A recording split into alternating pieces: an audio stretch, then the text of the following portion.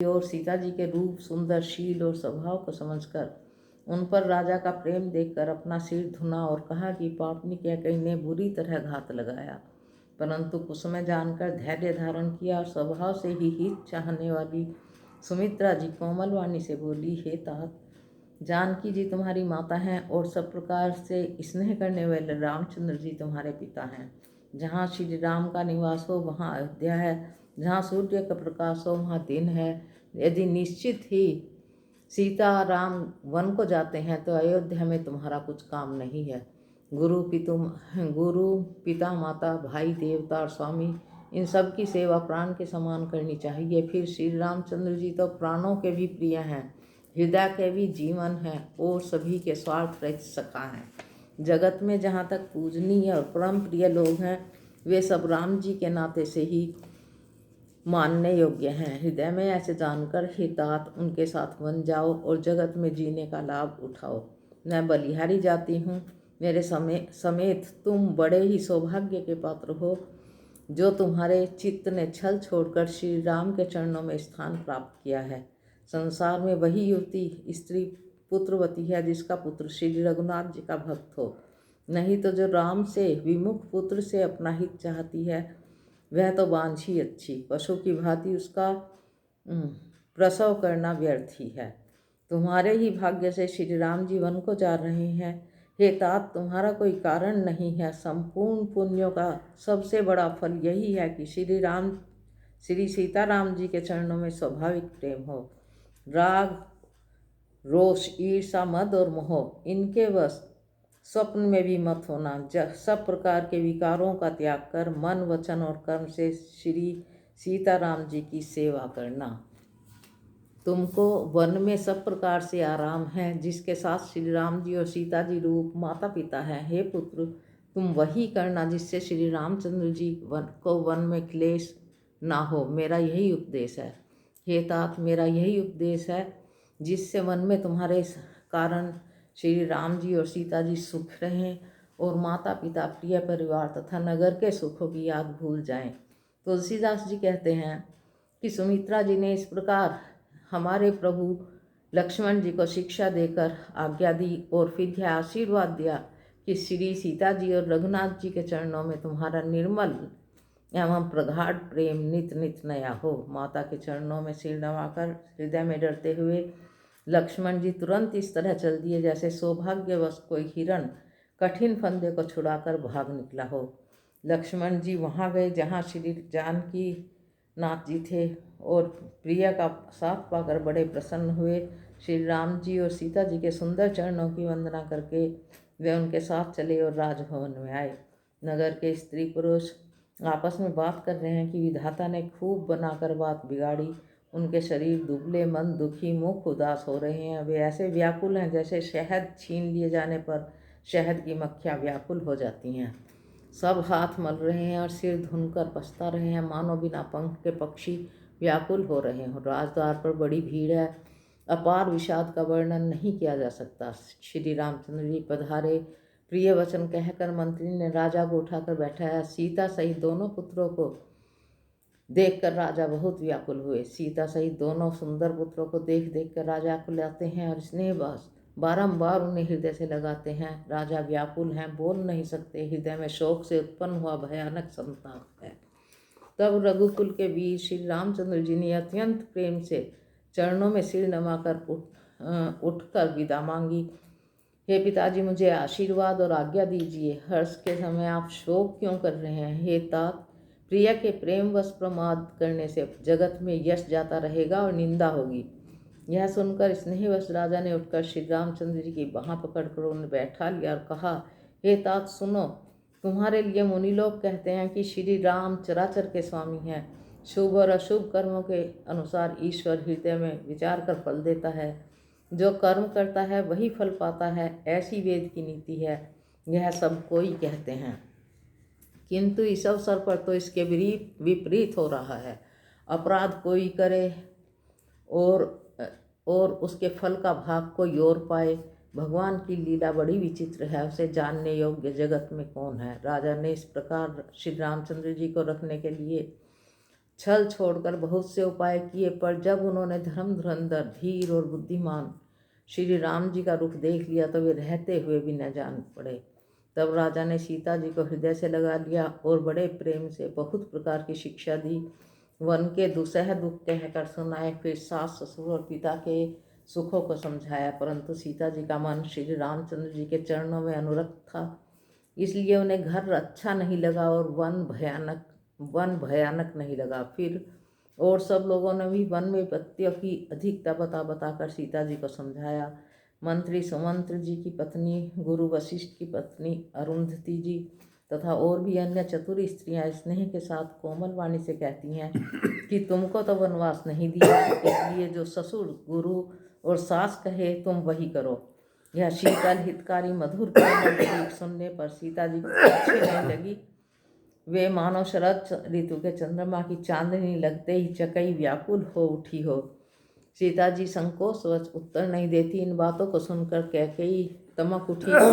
उसने मुनियों के वस्त्र, आभूषण और बर्तन लाकर श्री रामचंद्र जी के आगे रखे और कोमल वाणी से कहा, हे रघुवीर, राजा को तुम प्राणों के समान प्रिय हो। भीरु राजा शील और स्नेह नहीं छोड़ेंगे। पुण्य सुंदर यश पर लोक चाहे नष्ट हो जाए, पर तुम्हें वन जाने को नहीं कहेंगे। ऐसा विचार कर जो तुम्हें अच्छा लगे वही करो। माता की सीख सुनकर रामचंद्र जी ने सुख पाया, परंतु राजा को ये वचन बाण के समान लगे और वे सोचने लगे, अब भी अभागे प्राण क्यों नहीं निकलते।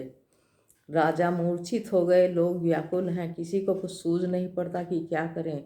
श्री रामचंद्र जी तुरंत मुनि का वेश बनाकर और माता पिता को सिर नवाकर चल दिए। वन का सब साज सामान सजकर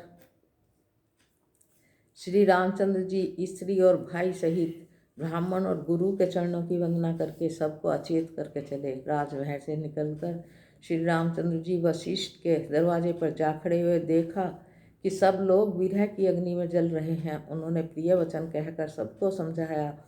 फिर श्री रामचंद्र जी ने ब्राह्मणों की मंडली को बुलाया और गुरु से कहकर उन सबको वर्षासन दिए और आदर, दान और विनय से उन्हें वश में कर लिया। फिर याचकों को दान और मान देकर संतुष्ट किया तथा मित्रों को पवित्र प्रेम से प्रसन्न किया। फिर दास दासियों को बुलाकर उन्हें गुरु जी को सौंपकर हाथ जोड़कर बोले, हे गुसाई, इन सब की माता पिता के समान सार संभार करते रहिएगा। श्री रामचंद्र जी बार बार दोनों हाथ जोड़कर सबसे कोमल वाणी में कहते हैं कि मेरा सब प्रकार से हितकारी मित्र वही होगा जिसकी चेष्टा से महाराज सुखी रहें। हे परम चतुर पूर्वासी सज्जनों, आप लोग सब वही उपाय करिएगा जिससे मेरी सब माताएं मेरे विरह के दुख में दुखी ना हो। इस प्रकार श्री राम जी ने सबको समझाया और हर्षित होकर गुरु जी के चरण कमलों में सिर नवाया। फिर गणेश जी, पार्वती जी और कैलाशपति महादेव जी को मनाकर आशीर्वाद पाकर रघुनाथ जी चले। श्री राम जी के चलते ही बड़ा भारी विषाद हो गया। नगर का आर्तनाद सुना नहीं जाता था। लंका में बुरे शकुन होने लगे, अयोध्या में शोक छा गया और देवलोक में सब लोग और विषाद दोनों के वश में हो गए। हर्ष इस बात का था कि राक्षसों का नाश होगा और विषाद अयोध्यावासियों के शोक के कारण था। मूर्छा दूर हुई तब राजा जागे और सुमंत्र को बुलाकर ऐसा कहने लगे, श्री राम वन को चले गए पर मेरे प्राण नहीं जा रहे, न जाने वे किस सुख के लिए शरीर में टिके हैं। इससे अधिक बलवती और कौन सी व्यथा होगी जिस दुख को पाकर प्राण शरीर को छोड़ेंगे। फिर धीरज धरकर राजा ने कहा, हे सखा, तुम रथ लेकर श्री राम जी के साथ जाओ। अत्यंत सुकुमार दोनों कुमारों को और सुकुमारी जानकी जी को रथ में चढ़ाकर वन दिखाकर 4 दिन बाद लौट आना।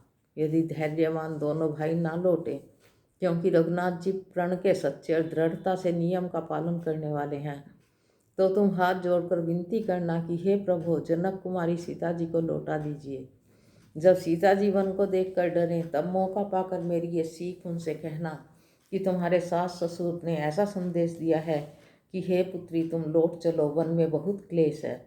कभी पिता के घर, कभी ससुराल, जहाँ तुम्हारी इच्छा हो वहीं रहना। इस प्रकार तुम बहुत से उपाय करना। यदि सीता जी लौट आई तो मेरे प्राणों को सहारा मिल जाएगा, नहीं तो अंत में मेरा मरण होगा। विधाता के विपरीत होकर कुछ नहीं चलता। हा राम, लक्ष्मण और सीता को लाकर दिखाओ। ऐसा कहकर राजा मूर्छित होकर पृथ्वी पर गिर पड़े। बस इतना।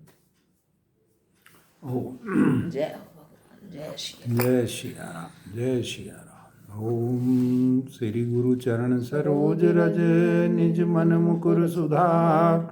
वर्णहु रघुवर विमल यस जो दायक फल चार। बुद्धिहीन तनु जानिके सुमिरौ पवन कुमार। बल बुद्धि विद्या देवो मोहि हरहु कलेश विकार। सियावर राम जय जय राम। जय हनुमान ज्ञान गुण सागर। जय कपीस तिहु लोक उजागर। राम दूत अतुलित बल धामा।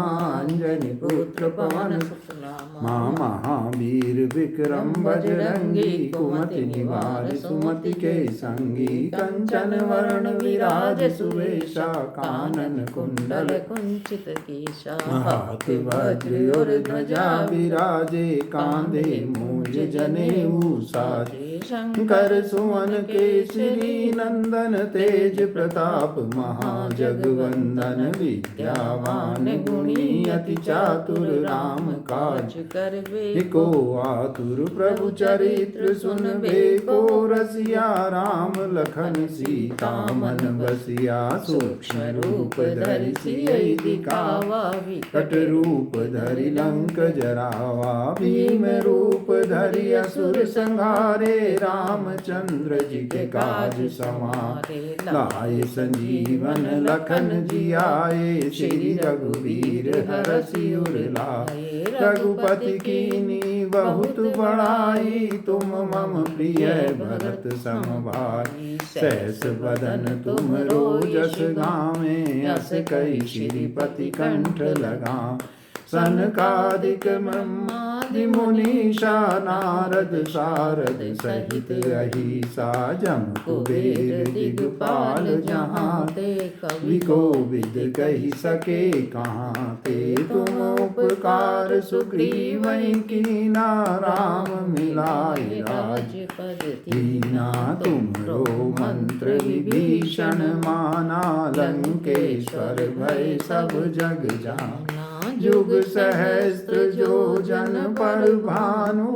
लीलो ताहि मधुर फल जानु। प्रभु मुद्रिका मेली मुख माही। जलधि लांघि गए अजनाहि। दुर्गम काज जगत के जेते। सुगम अनुग्रह तुम ते राम दुआरे। तुम रखवारे होत न अबिनु पैसारे। सब सुख लही है तुम्हारी शरणा। तुम रक्षक का को डरना। आपन तेज समारो आप। तीनों लोक हाँकते कांप। भूत पिशाच निकट नहीं आवे। महावीर जब नाम सुना। नासे रोग हरै सब पीरा। जपत निरंतर हनुमत वीरा। संकट ते हनुमान छुड़ावे। मन क्रम वचन ध्यान जो लावे। सब पर राम तपस्वी राजा। तिनके काज सकल तुम साज। और मनोरथ जो कोई लावे। सोई अमित जीवन फल पावे। चारों जुग परताप तुम्हारा।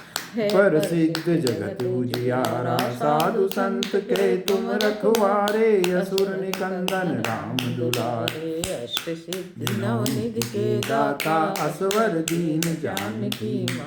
राम रसायन तुमरे पासा। सदा रहो रघुपति के दासा। तुमरे भजन राम को पावे। जन्म जन्म के दुख बिसरावे। अंत काल रघुबरपुर जाय।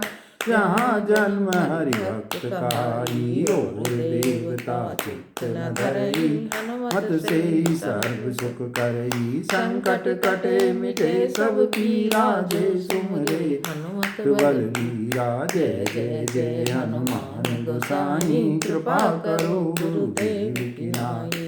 सत बार पाठ कर कोई। छूटई बंदी महासुख होई। जो ये पढ़े हनुमान लिसा हो ये सिद्धि साखी गौरी सा तुलसीदास सदा हरि तेरा दिनेश सदा हरि तेरा कीजे नाथ हृदय में पवन तनय संकट हरण मंगल मूर्ति रूप राम लखन सीता सहित हृदय बसहु सुरभूप सियावर राम जय राम मेरे प्रभु राम जय जय राम। आरती श्री रामायण जी की कीरति कलित ललित सियपी की आरती श्री रामायण जी की गावत ब्रह्मादिक मुनि नारद वाल्मीकि विज्ञान विशारद सुख सनकादि शेष अरु शारद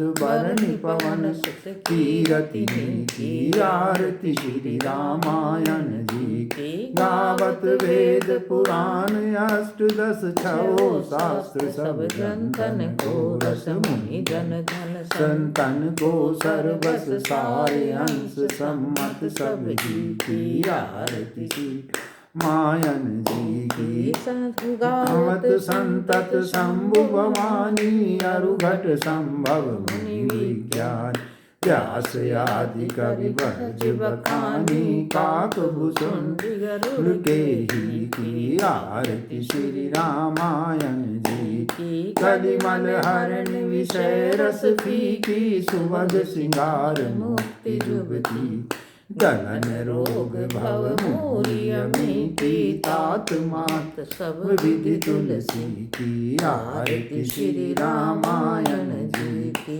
कीरति कलित ललित सियपी की आरती श्री रामायण। ओम श्री रामचंद्र कृपालु भजमन हरण भव भय दारुणम नव कंज लोचन कंज मुख कर कंजारुणम कंदर्प अगणित अमित छवि नव नील नीरद सुंदरम पट पीत मानव तरित रुचि सुचि नौमि जनक सुतावरम भजु दीन बंधु दिनेश दानव दैत्य वंश निकंदनम रघुनंद आनंद कंद कौशल चंद दशरथ नंदनम सिर मुकुट कुंडल तिलक चार उदारु अंग विभूषणम माजानुभुज शर चाप धर संग्राम जित कर दूषणम इति वदति तुलसीदास शंकर शेष मुनि मन रंजनम हृदय कंज निवास कुरु कामादि खल दल गंजनम मन जाहि राच्यो मिलहि सोवर सहज सुंदर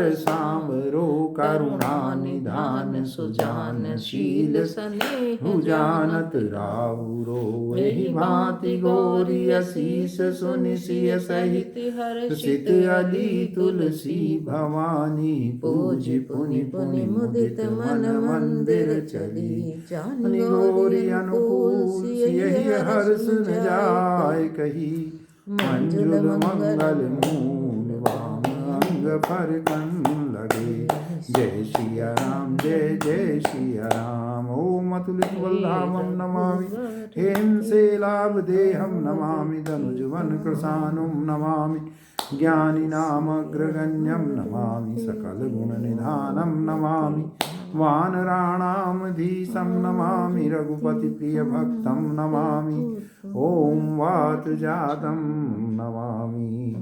ओम यं शैवासमुपाश्यते शिविति ब्रह्मेति वेदान्तिनो बोधा बुद्धिति प्रमाणपटवै करतेति नैयायिका सोऽयं नो विधान्तु वाञ्छितफलं त्रिलोक्यनाथो हरि ओं नमः कर्पूरगौरं करुणावतारं संसारसारं भुजगेन्द्रहारं सदा वसन्तं हृदयारविन्दे भवं भवानी सहितं नमामि।